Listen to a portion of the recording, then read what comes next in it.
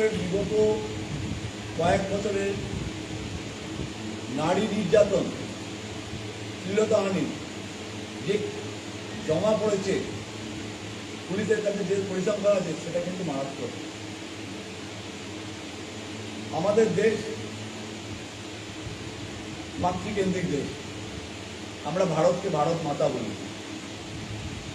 বিশ্বে যখনই অশুভ শক্তির উদয় হয়েছে তাদের বধ নিধন করেছেন আমাদের মাতৃকুল।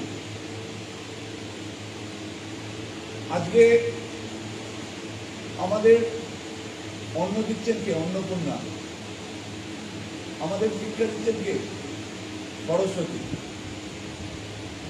গঙ্গা, যমুনা, গোদাবরী, কাবেরী, কৃষ্ণা, এই সমস্ত নদীরা ভারতবর্ষকে সুজলা সুফলা করে তুলেছে।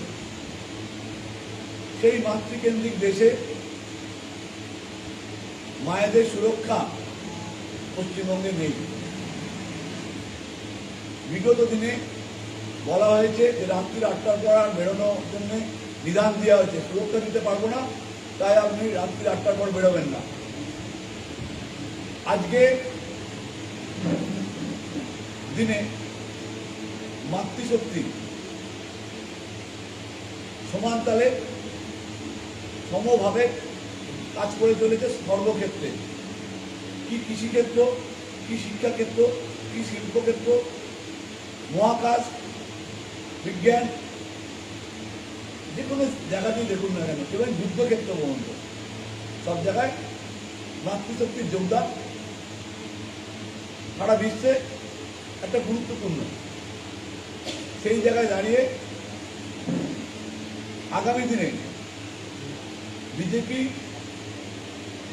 সরকার বদ্ধপরিকর থাকবে যে কোনো নারীর যেন লাঞ্ছনা না হয়, শ্লীলতাহানি যেন না হয়, তাদের সুরক্ষার ব্যাপারে যতটা কঠোর আইন করা যায় সেটা ব্যবস্থা করা হবে।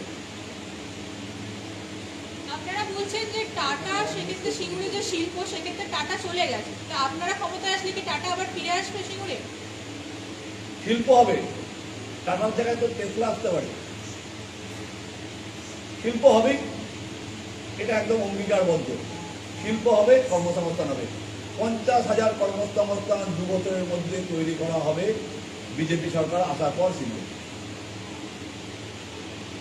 আমরা দেখতে পাই যে আলুর ফলন হয়েছে এবছর, যেহেতু সিঙ্গুর একেবারে কৃষি প্রধান অঞ্চল, কিন্তু আলুর দাম নেই।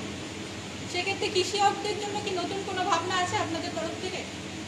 দেখুন, সিঙ্গুর তথা হুগলি একটা কৃষিভিত্তিক এলাকা।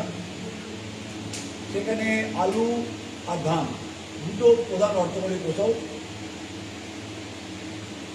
ফলন বেশি হতেই পারে, দামটা এতটা কমবে কেন? আপনাকে বলি, ধরুন আলু বিঘেতে 100 বস্তা হলো, 150 বস্তা হলো, যাই হোক না কেন, সেটা বিক্রয়ের সময় মূল্য কমলেও বৃদ্ধির পরিমাণ হলে কি হবে? ফসলটা বেশি এসছে, দামটা পুষিয়ে যাওয়া উচিত।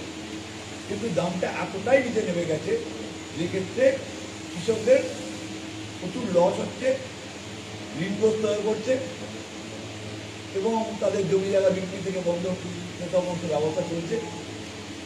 এর প্রতিকারের ব্যবস্থা ছিল, কিন্তু বিগত দিনের সরকার সেটা নিয়ে কোনো পরিকল্পনা করেনি। কেন্দ্রীয় সরকারের কাছ থেকে এই অনুদান পাওয়া যেত এই লসে। অন্যান্য গভর্নমেন্ট নিয়েছে, যেগুলো অকংগ্রেস শাসিত গভর্নমেন্ট, অবিজেপি শাসিত গভর্নমেন্টও তা নিয়েছে। কর্ণাটক গভর্নমেন্ট নিয়েছে। কোনো জায়গায় আমের দাম কমে গেছে, আমের জন্য ভর্তুকি পেয়েছে, এটা কিন্তু নিতে পারত। তার থেকেও বড় কথা, সরকারের একটা পরিকল্পনা থাকা উচিত। ক্রমশ কিন্তু প্রোডাকশান বাড়বে, তাহলে সেই প্রোডাকশানটাকে আমরা এক্সপোর্ট করতে পারি কিংবা অন্য কোনো বাই প্রোডাক্ট তৈরি করতে পারি। আলু থেকে আমরা ডাল তৈরি করতে পারি, যেটা দিয়ে অন্যান্য জিনিসপত্র তৈরি হতে পারে। আলু থেকে আমরা তো চিপস খাচ্ছি রেগুলারলি, বিভিন্ন রকম বাই প্রোডাক্ট তৈরি হতে পারে। তার একটা পরিকল্পনা এবং এখানে শিল্পায়ন হতে পারত। সরকারের সদিচ্ছা এবং পরিকল্পনা, সুস্থ পরিকল্পনা থাকলে এটা প্রতিরোধ করা সম্ভব। আগামী দিনে বিজেপি সরকার কৃষকের মুখে হাসি ফোটাবে, এটা বদ্ধপরিকর।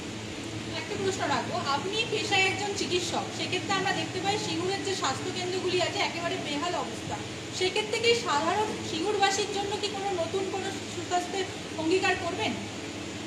আজকে পশ্চিমবঙ্গের স্বাস্থ্য ব্যবস্থাটা শুধু সিঙ্গুর নয়, সারা পশ্চিমবঙ্গেই একটা করুণ অবস্থা।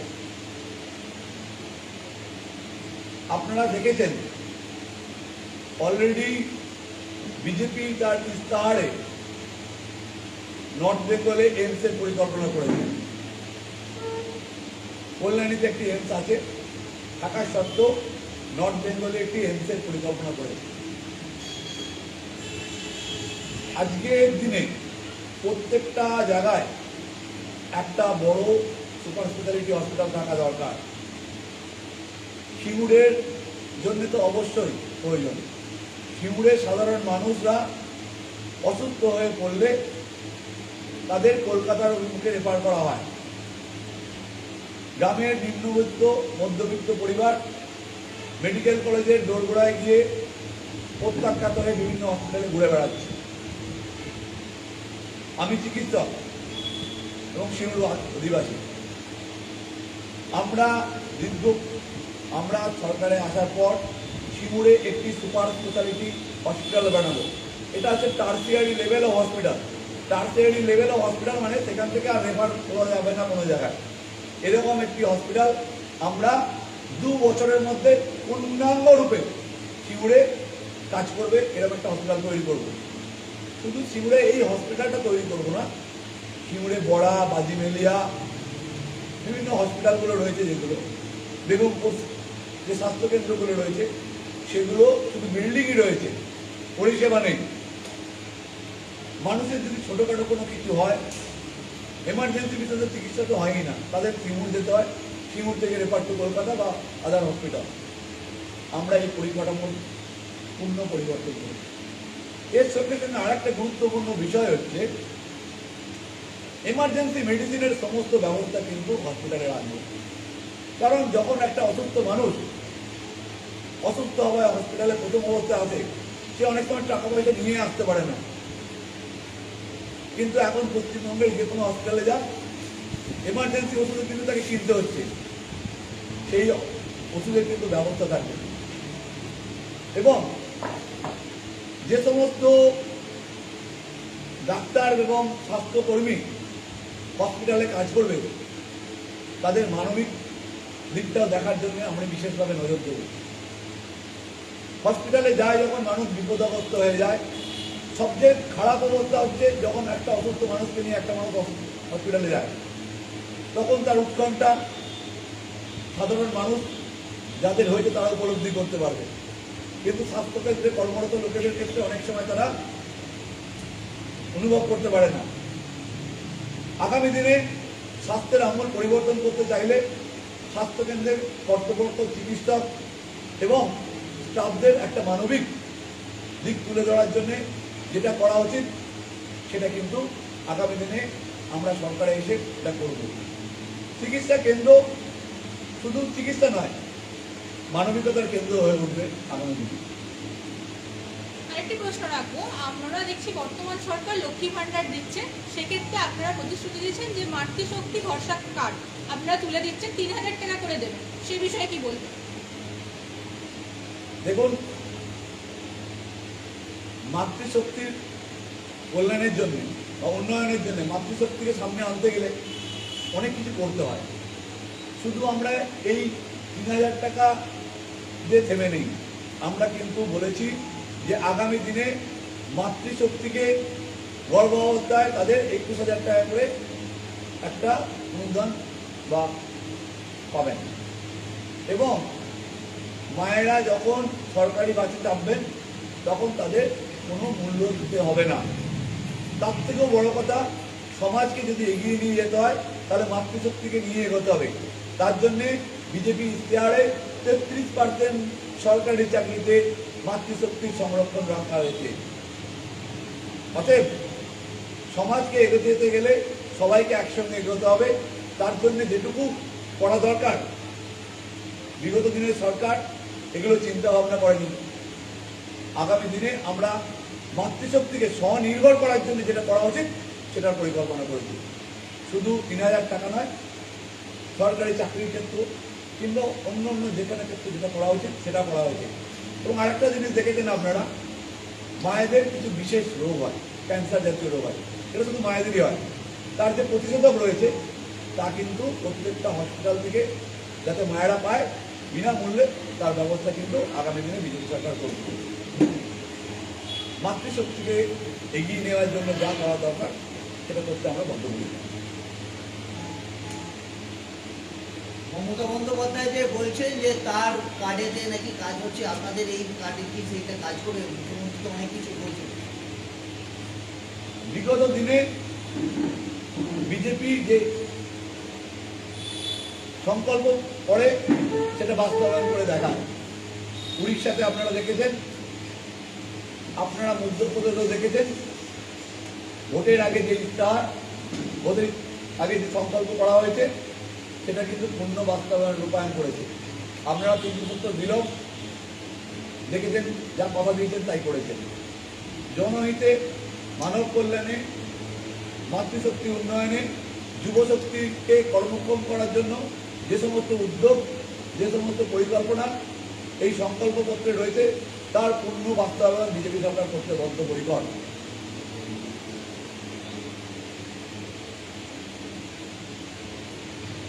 শুধুমাত্র যে তুলনা তা কিন্তু নয়, এটা কি করতে হবে?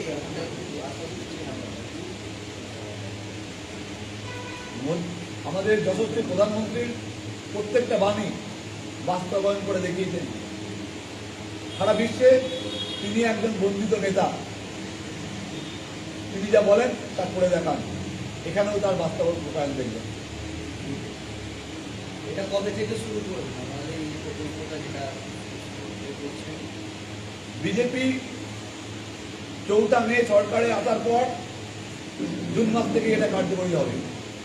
মায়েরা, ভাইয়েরা এর থেকে উপকৃত হবে। দাদা, সিঙ্গুরের লড়াইটা কতটা কঠিন বলে মনে করছেন? শাসক দলের 2 ঘরের বিধায়ক বেচারাম মান্না আপনার প্রতিপক্ষ, তারা বলছেন যে উন্নয়নের নিরিখে ভোট হবে। আপনারা যখন যারা এসছেন তারা প্রত্যেকে সংবাদ জগতের একজন করে নক্ষত্র। আপনারা সিঙ্গুরের মাটি দেখেছেন, রাস্তাঘাট দেখেছেন, হসপিটাল দেখেছেন, যে সমস্ত প্রকল্প অধিগ্রহণ করেছেন বলেছেন তার ফলক দেখেছেন এবং কাজও দেখেছেন। সিঙ্গুরে টাটা প্রজেক্ট যেখানে হওয়ার কথা ছিল 997 একরের জায়গা দেখেছেন। আমার কাছে বিনীতভাবে আপনাদের কাছে জিজ্ঞাসা, আপনারা সিঙ্গুরের কি উন্নয়ন দেখেছেন এই সমস্ত স্থানে? এটা উন্নয়ন না অবনয়ন? এটা অবনয়ন ছাড়া কোনো উন্নয়ন সিঙ্গুরে হয়নি। সিঙ্গুরের মানুষ শিক্ষা, স্বাস্থ্য, শিল্প, কর্মসংস্থান সব দিকে পেছিয়ে নিয়ে আবার একটা নিদর্শন তৈরি করেছে। কেবলমাত্র যে রাজনৈতিক দল ক্ষমতায় আসার জন্য সিঙ্গুরকে ব্যবহার করেছে সেই দল এবং তার কার্যকর্তারাই উপকৃত হয়েছেন এবং সিঙ্গুরের মানুষের শুধু পেছনে ফেলে দিয়েছেন।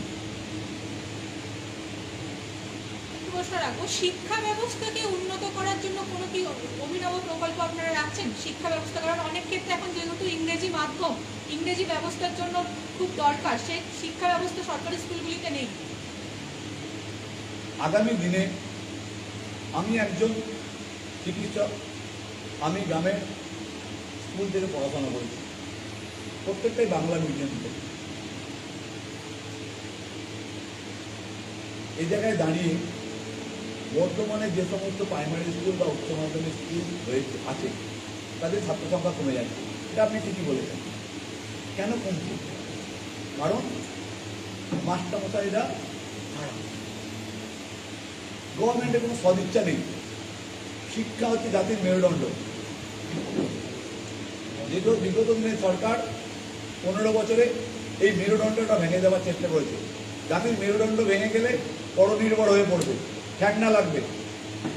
ওনারা সেই সুযোগটা নেওয়ার চেষ্টা করছেন, কাউকে স্বাবলম্বী করেননি। আগামী দিনে বিজেপি ক্ষমতায় আসার পর প্রাইমারি শিক্ষার সবচেয়ে বেশি গুরুত্ব দেওয়া হবে। যে কোনো জাতিকে উন্নতি করতে গেলে যদি ভিত তৈরি করতে হয় সেটা প্রাইমারি শিক্ষা দিয়ে শুরু করতে হয়। সেই প্রাইমারি শিক্ষার মান এবং গুণগত উন্নয়ন করা হবেই। মাধ্যমিক এবং উচ্চ মাধ্যমিক স্কুলগুলোতে স্মার্ট ক্লাসরুম তৈরি করা হবে। বর্তমান প্রজন্মের সঙ্গে তাল মিলিয়ে যে সমস্ত শিক্ষা দরকার সেগুলো রাখা হবে। শুধু তাই নয়, আগামী দিনে সিঙ্গুরে ইন্ডাস্ট্রিয়াল ম্যানেজমেন্ট এবং ডিজিটাল টেকনোলজির যে সমস্ত কারিগরি শিক্ষা রয়েছে সেগুলোর জন্য ইনস্টিটিউট করা হবে, যাতে আগামী দিনে শিক্ষা নিয়ে সিঙ্গুরের তরুণ প্রজন্ম সিঙ্গুরের মাটিতে থেকে পরিবারের সঙ্গে বাস করতে পারে। এটা বিজেপির অঙ্গীকার সিঙ্গুরের জন্য। সিঙ্গুর বিধানসভার মানুষ আপনাদের উপর কতটা ভরসা রাখছে? আপনারা প্রত্যেকেই কোনো না কোনো সময় আমার জনসংযোগ কার্যক্রমে আপনারা অংশগ্রহণ করেছেন। তাদের উচ্ছ্বাস, ভালোবাসা আমাকে আপ্লুত করেছে এবং তার বহিঃপ্রকাশ আপনারা পাবেন 4 মে রেজাল্টে। ডাক্তারবাবু, দেখা যাচ্ছে যে প্রচারে বেরিয়েও আপনিও পেশেন্টও দেখছেন, যারা ঠিক আছে তারা বলছে কি পরবর্তীকালে কি আপনি চিকিৎসা ব্যবস্থা যেভাবে মানুষকে দেখছেন সেভাবে কি আপনি দেখায় তাই নিতে পারতেন? দেখবেন আজকের দিনে আপনারা সাংবাদিক বৈঠক করছেন, এরপরে বেরিয়েও কিন্তু আমি একটা নির্দিষ্ট সময় গিয়ে কিছু এমার্জেন্সি রুগী দেখব।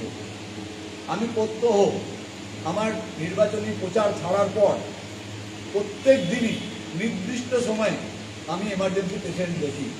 আজকে সকালবেলাও যখন আমি বাড়ি থেকে বেরোই, 2 ভদ্রলোক আমার কাছে আছে তাদের সমস্যা নিয়ে, অর্থোপেডিক সমস্যা নিয়ে।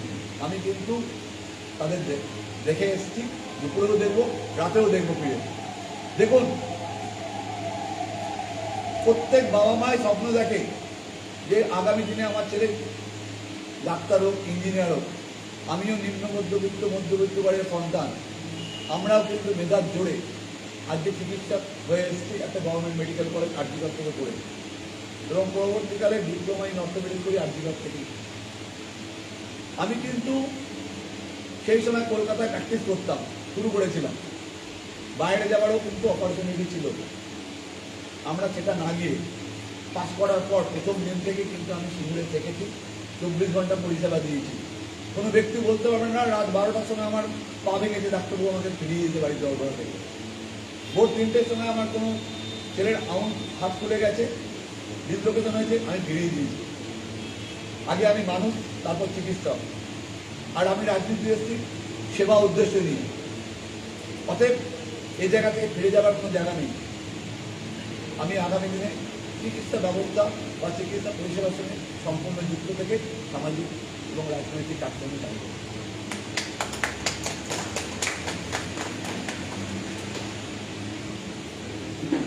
সিপিএম অভিযোগ তুলছে যে তৃণমূল সংগঠন করেছে, আপনার কিছু ছবি সোশ্যাল মিডিয়ায় করে বেড়াচ্ছে।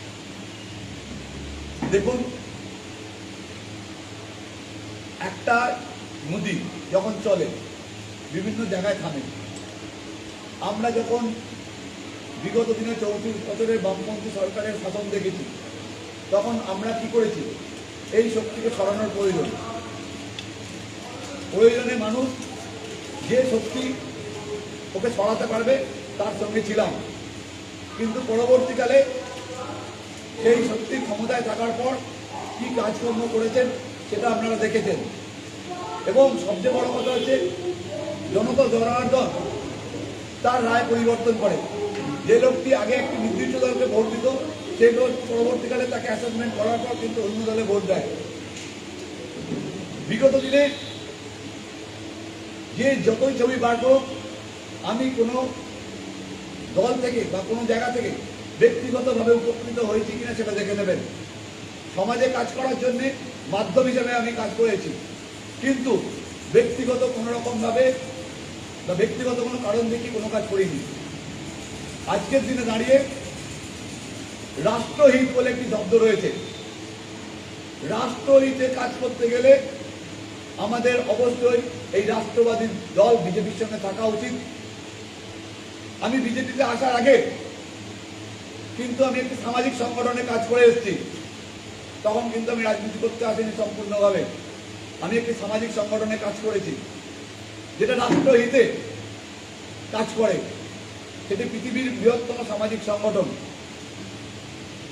সেটা বিচার করুন আপনার। এবং যে পোস্টগুলো আসছে তার নিচের কমেন্টগুলো লক্ষ্য রাখুন, সাধারণ মানুষ কি বলছে। সাধারণ মানুষই ওনাদের এই পোস্টের উত্তর দিচ্ছেন এবং তারা উদ্দেশ্য প্রণোদিতভাবে এটা করার চেষ্টা করছেন এবং সেটা আখেরে তাদেরই ক্ষতি হচ্ছে। সমাজ সঠিক লোককে সঠিক সময়ে খুঁজে নেবে। একজন কমেন্ট করেছেন যে অন্য সময় এভাবেই দেখবেন তো নাকি শুধুই ভোটের ভিতর? আমি রাজনীতিতে এই বিধানসভা নির্বাচনে 25শে মার্চ আমি মনোনীত হই দলের প্রার্থী হিসেবে। তার আগে দীর্ঘ 20 বছর ধরে এবং তার আগেও যখন ছাত্র অবস্থায় ছিলাম তার পরিসংখ্যান আপনারা জেনে নেবেন বা বাকি কমেন্ট বাকিরা কি বলছেন সেটা দেখবেন। প্রথম হচ্ছে মানুষ, তারপর হচ্ছে চিকিৎসক, তারপর হচ্ছে অন্য পরিচয়। প্রত্যেকটা পরিচয় প্রথমে মনুষ্যত্ব আছে, তারপর আমার পেশা বা আমার পড়াশোনার মাধ্যমে চিকিৎসা শাস্ত্র আছে, পরে আমি রাজনীতিতে এসেছি। রাজনীতিটাকে সেবার মাধ্যম হিসেবে ব্যবহার করবো আমি। তো চিকিৎসা ও রাজনীতি দুটো দায়িত্ব একসঙ্গে কতটা সফলভাবে সামলানো সম্ভব? পশ্চিমবঙ্গের সংস্কৃতিতে দেখবেন আমরা ডাক্তাররা কার নাম করি?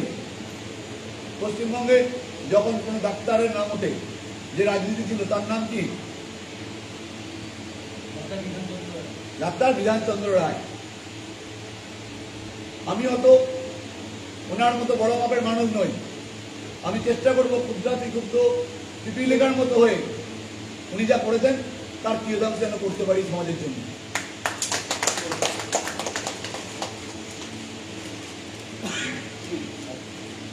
প্রয়োজনীয় চিকিৎসা সরঞ্জাম ছাড়া তাৎক্ষণিক চিকিৎসা দেওয়া কতটা কার্যকর? দেখুন, এটাই তো আমাদের লড়াই, এটাই তো আমরা লড়াই।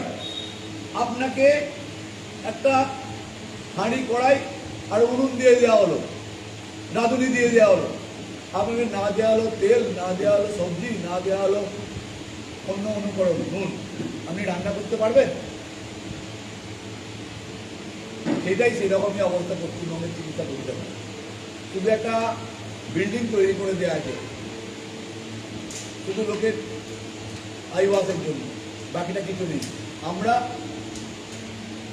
পরিকল্পিতভাবে সামগ্রিক উন্নয়নের মাধ্যমে একটা পূর্ণ চিকিৎসা ব্যবস্থা গড়ে তুলব এই শিবিরের মধ্যে। বিজেপি কি ইচ্ছাকৃতভাবে একজন চিকিৎসক প্রার্থীকে সার্ভিস ইমেজ শুরু করতে চাইছে?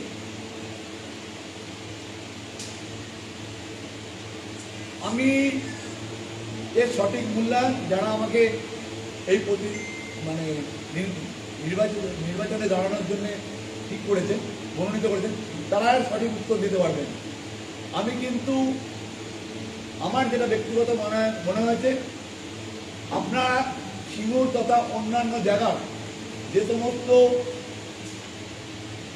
প্রার্থী বিভিন্ন দলে দাঁড়িয়েছে, বিভিন্ন রাজনৈতিক দলে, তাদের সঙ্গে আমার চরিত্র বা আমার কাজকর্মটা একটু অন্যরকম মনে হয়েছে আপনাদের ক্ষেত্রে। আমি রাজনীতির মাধ্যমে সামাজিক পরিবর্তনের লক্ষ্যে এই রাজনীতির মঞ্চে কাটিয়েছি বলে আমার মনে হয়েছে।